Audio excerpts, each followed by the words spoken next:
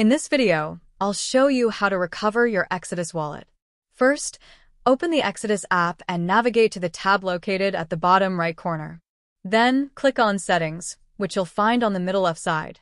From there, scroll down until you see the Restore Wallet option located just above Delete Wallet at the bottom. After clicking on Restore Wallet, you'll be presented with three options: restore using an iCloud backup, a QR code, or your 12-word secret phrase. You can choose the method that suits you best, but I highly recommend saving your secret phrase somewhere safe, as it's the most reliable method for wallet recovery.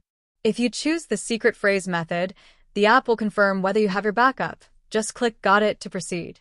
After that, you can begin entering your recovery phrase. Once completed, your wallet will be successfully restored. I hope this video was helpful. Please leave a like, consider subscribing.